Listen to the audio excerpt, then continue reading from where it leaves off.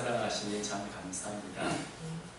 우리를 향한 하나님의 뜻이 무엇인지 날마다 분별하고 주님을 기쁘시게 하는 삶을 살아가는 저희 모두가 되도록 주옵시고, 또 그러한 모든 삶을 살 수 있는 여건을 우리 모두에게 더해 주옵소서. 우리도 귀한 찬양을 통해 어떻게 사랑해야 하는가를 다시 한번 생각하게 하신 하나님의 은혜를 감사합니다. 귀한 찬양을 통해 영광을 돌리는 샤론 찬양을 기억해 주시고 그 모든 헌신에 귀한 은혜로 갚아 주옵소서. 오늘도 말씀을 듣는 시간입니다. 성령께서 우리의 마음에 함께 해주시고 말씀을 들을 때 주님의 말씀으로 받아들이도록 도와주시고 우리 모두가 듣는 자나 전하는 자가 함께 주의 은혜를 생각하고 주의 말씀에 순종하는 삶을 살아가는 저희가 되도록 도와주옵소서. 함께 하실 줄 믿사오며 예수님의 이름으로 기도합니다. 아멘. 5월은 가정의 달이고 오늘은 가장 즐거운 5월 5일 어린이날입니다. 또 어린이 주일이기도 합니다. 예전에는 어린이날 하면 굉장히 가슴이 뛰었는데 요즘은 뭐 어린이날이면 뭔가 좀 힘들고 뭔가 좀 피곤하겠다 하는 생각이 드는 우리가 나이가 들어서 그럴 것입니다. 근데 저는 어린이라는 이 단어를 생각할 때마다 참 좋은 말이다 이런 생각을 해봤습니다. 그리고 사실 어제까지 이 어린이라는 말을 만든 분이 소파 방정환 선생님이라고 생각을 했습니다. 참 좋은 단어를 만드셨다. 근데 좀 여러 자료를 보니까 이 어린이를 나이가 어린 사람에게 사용됐던 이 단어가 사실은 1632년에 가레 어네본에 나오고 또 1658년에 경민편 언해, 다시 말하면 이 백성들을 가르치는 어떤 여러 좋은 경구를 우리나라 한글로 이렇게 번역하는 가운데 이 어린이라는 말이 사용되었다는 것을 알게 됐습니다. 그래서 소파 방정환 선생님은 새로운 단어를 만든 게 아니고 이미 우리가 사용해왔던 이 어린이라는 좋은 단어를 다시 되살려서 모든 사람이 아주 잘 사용할 수 있도록 널리 보급하는 데 힘쓴 분이가 하는 것을 새롭게 알게 됐습니다. 우리가 어린이날은 이 방정환 선생님을 생각하지 않으셨습니다. 이 방정환 선생님은 오직 어린이만이 새로운 세상을 만들 수 있다 이렇게 믿었던 분이고, 그래서 1923년에 5월 1일 그 첫 번째 어린이날 행사를 주최하기도 했고, 또 어린이 인권 회복을 위해서 아주 여러 가지 구체적인 실행할 어떤 내용들을 전단으로 만들어 나눠주기도 했습니다. 그래서 약 12만 장을 그 당시 1923년에 나눴다고 하는데 그 내용이 참 어린이 인권 선언이라 할 만큼 참 좋은 내용이고, 지금 거의 100년 가까이 되지만 아직도 우리 어린이들이 이런 대우를 받고 있나 하는 생각을 하는 그런 좋은 내용이 많이 있습니다. 그 중에 몇 가지만 제가 이렇게 쭉 몇 가지 소개하면 이렇습니다. 거기에 있는 내용이죠. 어린이들의 희망은 우리들의 희망은 오직 한 가지, 어린이를 잘 키우는 데 있을 뿐입니다. 어린이는 어른보다 더 새로운 사람입니다. 어린이를 자기 물건같이 여기지 말고 자기보다 한결 더 새로운 시대의 새 인물인 것을 알아야 합니다. 자기 마음대로 분리를 하지 말고 반드시 어린 사람의 뜻을 존중하도록 해야 합니다. 어린이를 어른보다 더 높게 대접하십시오. 어른이 뿌리라면 어린이는 싹입니다. 원칙상 뿌리가 그 싹을 위해야 그 나무는 뻗어나갈 것입니다. 어린이를 결코 윽박지르지 마십시오. 어린이의 생활을 항상 즐겁게 해주십시오.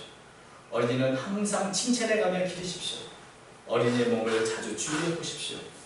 어린이에게는 되도록 다들이 나는 소년 잡지를 익히십시오.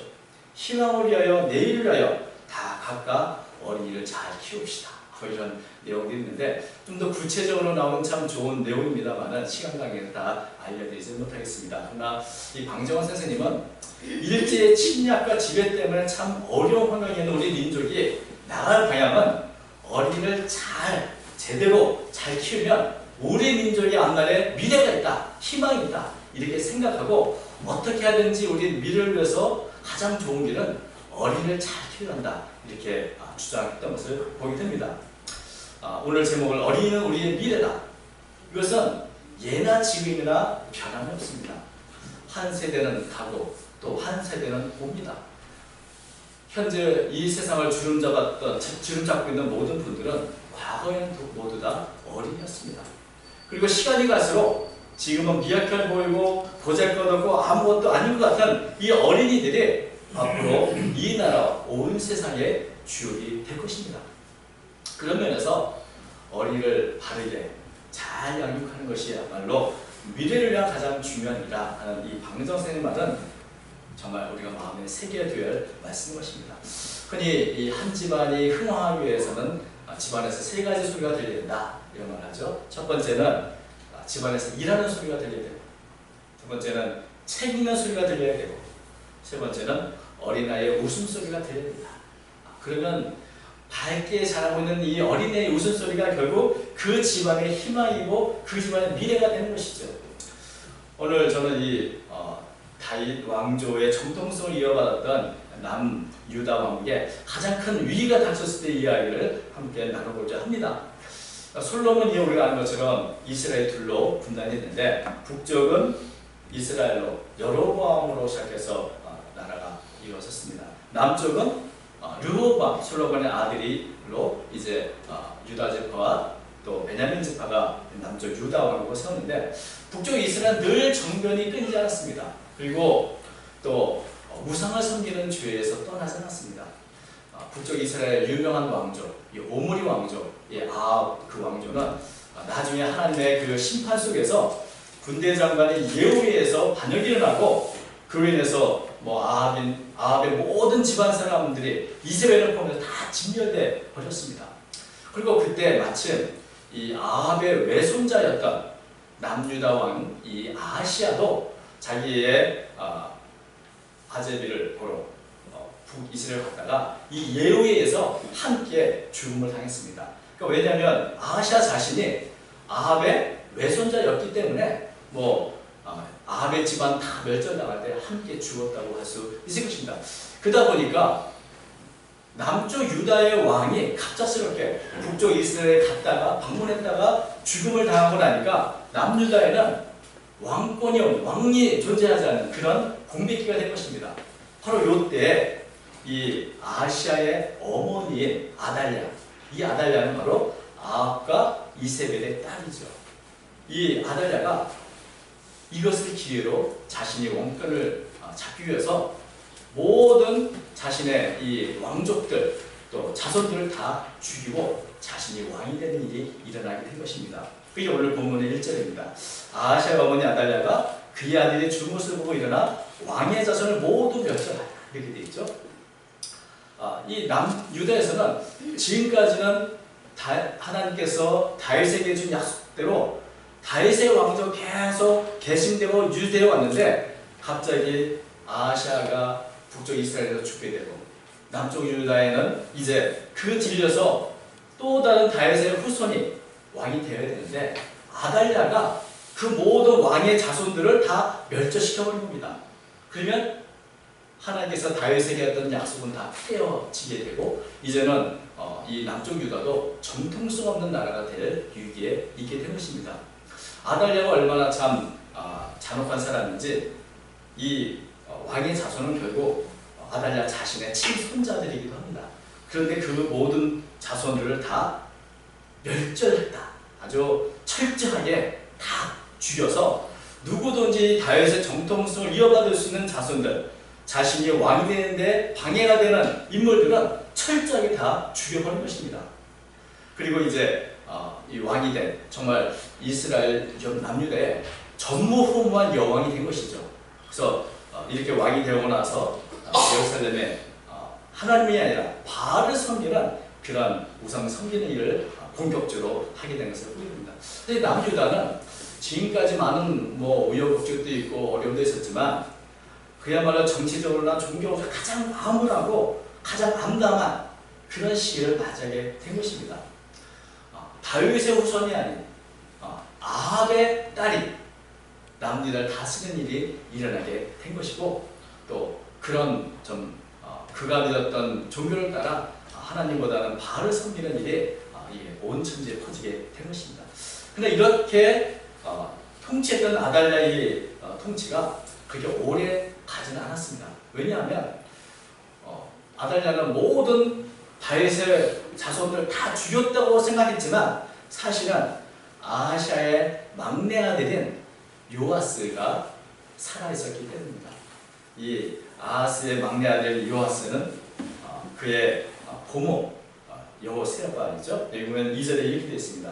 요람 왕의 딸 아하시아의 누이 여호세바가 아하시아의 아들 요아스를 왕자들이 죽임을 당한 중에서 빼내어 그와 그의 유물을 침실에 숨겨 아달랴를 펴여 죽임을 당하지 아니하게 한지라. 여호세바는 아달랴의 딸이 아니고 요세푸스에 하면은 이 요람 왕과 또 후궁사에 난 그런 딸이라고 합니다. 그러니까 아하시아는 이복누이가 되는 것이죠. 그래서 이 아달랴가 모두 왕의 자손을 다 죽일 때 자기의 어린 조카 한 살 되기 아이를 구출해가지고 그 유모와 함께 침실에 숨겨서 목숨을 살려줬던 겁니다. 이 여호세바가 이렇게 한 것은 단지 고모이기 때문이 아니라 이 다윗의 왕조를 어떻게든 계승해야 된다는 그런 사명감, 그것 때문에 아마도 이렇게 했을 것입니다. 이 아이가 이제 앞으로 남유다 다윗의 왕조를 계승할 자가 될 수 있다. 어떻게든 살리다. 이런 미래의 희망을 갖고 이 애를 살려낸 것이죠. 하나님께서는 다윗에게 이런 약속을 하셨습니다. 사무엘하 7장 16절 네 집과 네 나라가 내 앞에서 영원히 보존되고 네 왕위가 영원히 견고하리라. 비록 여호람이나 아시아나 이런 사람들이 하나님에 대한 신앙보다는 아합의 길로 행하며 아합 지방에게 징벌을 받긴 하지만 그러나 하나님께서는 언제나 다윗의 등불을 지켜주겠다 이렇게 약속하셨는데 이 약속이 누구를 통해 이루어집니까? 바로 이렇게 우리가 잘 이름도 알지 못하는 여호세바 그리고 그 남편인 여호야다 이 두 사람에 의해서 이 요아스가 구출됨으로 해서 이어지게 되는 것입니다. 저는 이 바깥 세계는 아달랴가 지금 철권 통치로 나라를 다스리고 있는데 이제 이 여호세바와 그의 남편인 제사장인 여호야다는 어린 이 요아스를 성전에서 숨어서 키우고 있습니다. 6년 동안 아무도 모르게 키우면서 과연 이 두 부부가 이 요아스를 볼 때마다 무슨 생각을 했을까 하는 그런 생각이 듭니다. 아무도 다윗의 후손에 살아있을 거라고 생각하지 못하고 있고 아달랴는 자신이 이제 완전히 승리했다고 생각하는 그 순간에 여호세바와 그의 남편인 여호야다는 성전에서 아무도 모르게 갓난쟁이 아이를 키우고 있습니다. 그 아이를 볼 때 과연 무슨 생각을 했을까? 저는 제가 예전에 한번 소개했던 이 꽃이라는 동시가 생각이 났습니다. 최계락 시인이 쓴 꽃이라는 동시가 있습니다. 수학이 3학년 국어에서 나오는 시인데 이렇게 되어 있죠. 꽃이 속에는 파란 잎이 하늘거린다. 꽃이 속에는 빨간이 꽃도 피어서 있고 꽃이 속에는 노란 나비떼도 숨어있다. 이 여호세바와 여호야다가 바라본 요아스는 그저 하나의 갓난 아이가 아니라 그 안에 다윗의 왕조가 있는 것이죠. 다윗의 왕조의 미래가 달려있는 것이죠. 그래서 마치 우리가 꽃씨를 보면 그것 자체는 작고 보잘것없지만 이 꽃씨가 땅에 잘 뿌리를 내리면 그러면 그 안에 파란 싹이 날 것이고 빨갛게 아름다운 꽃도 피우게 될 것이고 그리고 그 사이로 나비떼들이 몰려들지 않겠는가. 그런 희망을 갖고 있듯이 이 두 사람은 이 요아스를 6년 동안 키우면서 이 요아스가 제대로 잘 크면 앞으로 다윗 왕조가 계승되고 하나님의 뜻이 이 아이를 통해서 남유다가 변할 것이다. 이런 희망과 믿음을 갖고 살았던 것이죠. 그래서 비록 때로는 아달랴에게 죽을 수도 있는 그런 위험이 있지만 목숨을 걸고 용기를 내서 이 요아스를 지켜내려고 애를 썼던 것입니다. 희망이 있기 때문에 그 희망은 바로 어린 아이, 바로 요아스였던 것이죠. 6년의 기간이 그렇게 짧은 기간은 아닙니다. 그러나 그 기간을 숨어서 키우면서 요아스를 바라볼 때마다 희망을 갖고 또 미래의 남유다를 바라보며 이 아이를 키웠을 것입니다. 3절 보니까 요아스가 그와 함께 여호와의 성전에 6년을 숨어있는 동안에 아달랴가 나라를 다스렸더라.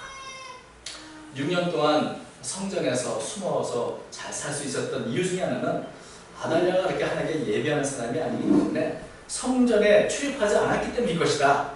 그저 바알 신전이나 다서 제사를 드리지 여호와의 성전에 이렇게 남유다의 미래의 왕조를 계승할 요아스가 있을 거라 생각은 전혀 하지 않았고, 또 때로 유교했지만 그때마다 이 성전에서 이 두 여호야다와 또 여호세바가 이 아이를 지켜줌으로 해서 이제 다윗의 왕조는 이어지게 된 것입니다. 저는 이 말씀을 읽을 때 이 가장 참 극적인 장면이 바로 4절이라고 생각하는데, 내용이 좀 너무 복잡해서 오늘 본문으로 삼지 않았습니다. 그러나 4절을 제가 잠시 읽어드리겠습니다.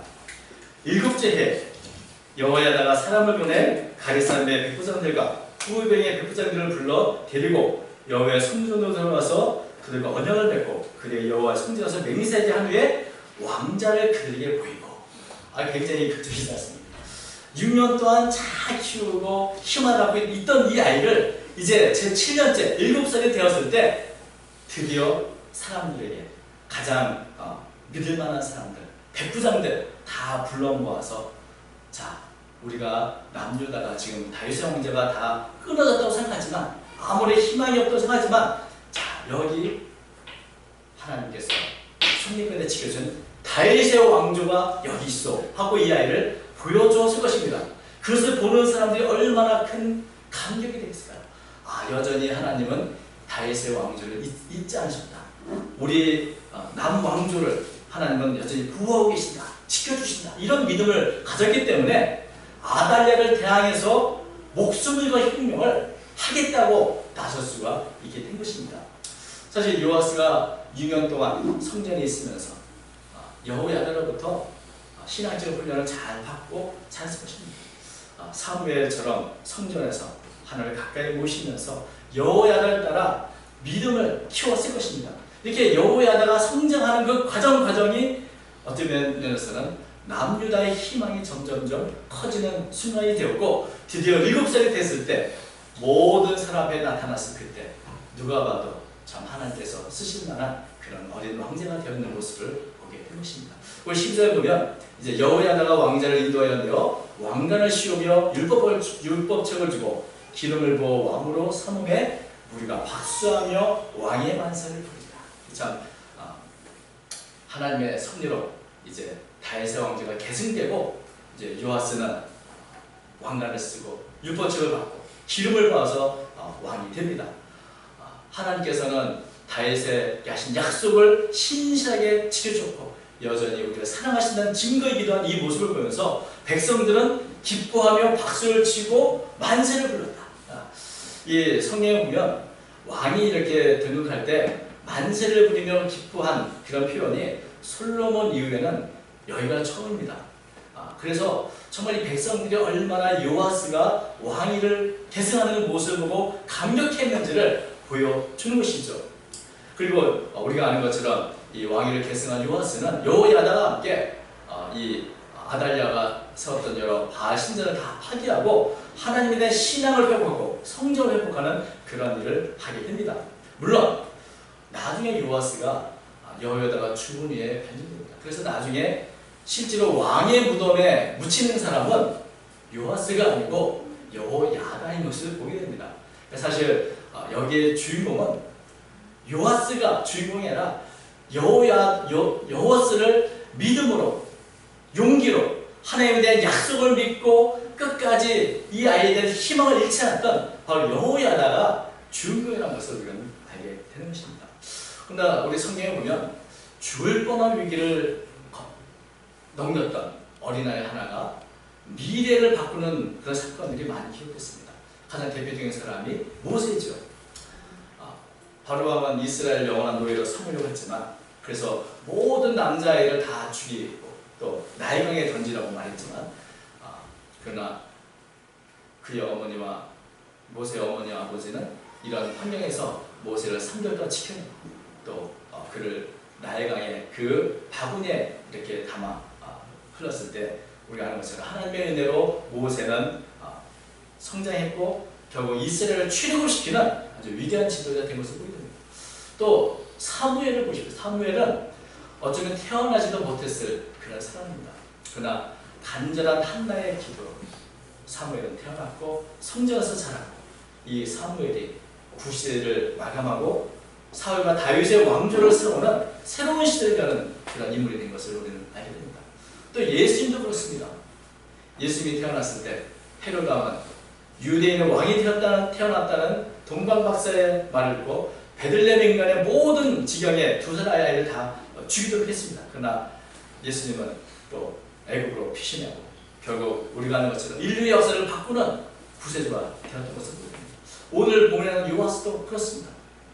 모두가 다 처음에는 아무것도 할 수 없는 작고 미약한 존재였지만 그러나 하나님께서는 이들을 통해서 때로는 민족을 새롭게 하고 시대를 바꾸고 인류 역사를 바꾸는 그런 인물로 세워주신 것입니다. 우리가 어린이를 볼 때 그렇기 때문에 어떤 눈으로 봐야 하는가, 이게 중요한 것입니다. 어린이는 우리의 희망이고 우리의 미래이다. 이런 눈으로 어린아이를 봐야 하는 것입니다. 예수님께서는 부모들이 어린아이를 예수님께 데리고 와서 축복을 받겠다 하는데 그것을 제자들이 막는 것을 보고 분노하셨습니다. 마가복음 10장 10절에 이렇게 말씀하시죠. 예수께서 보시고 노하시어 이르시되 어린아이들이 내게 오는 것을 용납하고 금하지 말라. 하나님의 나라가 이런 자일 것입니다. 예수님이 어린아이를 바라볼 때 어떤 눈으로 봤는가? 하늘나라가 바로 이런 자일 것이다. 미래의 하늘나라는 바로 이 어린이들이 주역이 될 것이다. 어린이야말로 미래의 하나님 나라의 미래인 것이다 하고 봤던 것을 보게 됩니다. 그래서 어린이가 주님께로 오는 것을 막는 것에 대해서 예수님은 분노까지 하셨습니다. 예수님이 주로 분노하실 때는 아주 완악한 사람, 또 하나님의 말씀에 대항하는 바리새인, 이런 사람들에게 분노하는 것처럼 보이는데 제자들에게도 어린애를 막았을 때 분노하셨다. 이것이 굉장히 참 얼마나 예수님은 어린애들을 귀하게 보시는가 하는 것을 알게 되는 것이죠. 우리가 어린아이에 대한 이 시각을 바꿔야 하는 것이죠. 여호야다가 요하스를 바라보듯이 예수님이 어린아이를 바라보듯이 그런 눈으로 우리가 우리 어린이를 바라볼 때 우리의 미래에 희망이 있는 것입니다. 그래서 우리가 어린아이를 어떻게 보는가? 그 어린아이가 하나하나가 얼마나 귀하고 또 복된 존재인가? 그것을 우리는 바라보면서 그들과 함께 즐겁고 기쁘고 또 그들을 위해서 본이 되는 그런 삶을 우리는 살아야 하는 것입니다. 우리 민족이 가장 어려운 시절에 방정환 선생님은 어린아이들이야말로 우리의 미래라는 것을 알고 그들을 위해 노력했습니다.